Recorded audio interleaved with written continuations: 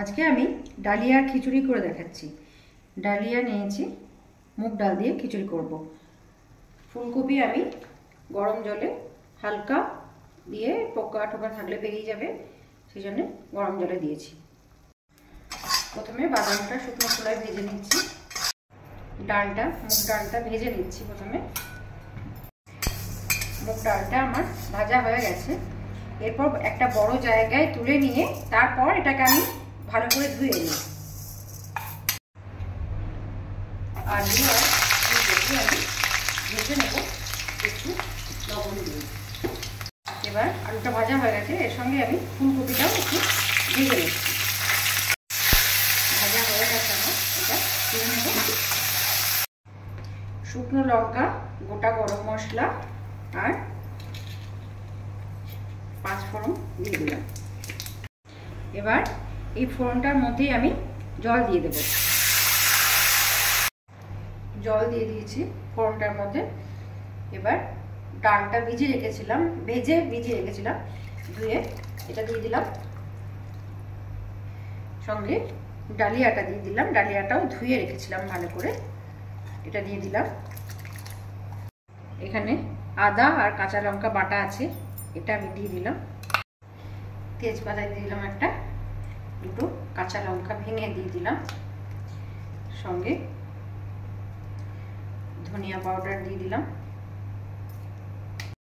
জিরে গুঁড়ো দিয়ে দিলাম, একটু টমেটো কেটে রেখেছিলাম সেটা দিলাম। এবার ফুলকপি আর আলু যেটা ভেজে রেখেছি ওটা এর মধ্যে দিয়ে দেব। লবণ দিয়ে দিলাম, দিয়ে এটা ঢাকা দিয়ে দিলাম। আস্তে আস্তে এটা সিদ্ধ হবে, তারপর দেখাচ্ছি। এবার একবার ঢাকাটা খুলে একটু দেখে নিই।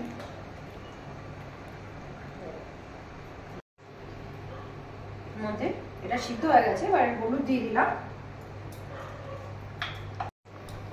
হলুদ দেওয়ার পর একটু ফুটলে কসুরি মেথি হাতে একটু ঘষে এরকম করে দিয়ে, একটু মিষ্টি দিয়ে দিতে হবে। আপনারা ইচ্ছা করলে চিনিও দিতে পারেন। বাদাম ভাজা আছে, চীনা বাদাম, এটা দিয়ে দিতে হবে।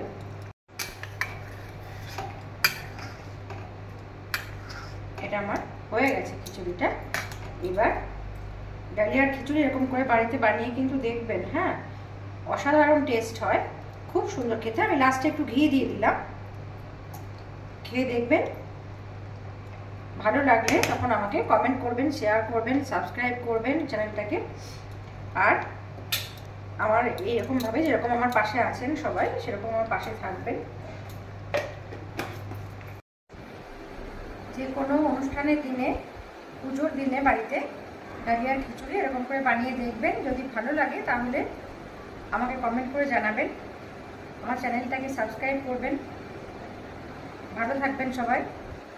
আর আমাকে যেরকম ভালোবাসা দিচ্ছেন, আমাকে সেরকম ভালোবাসবেন সবাই। Thank you.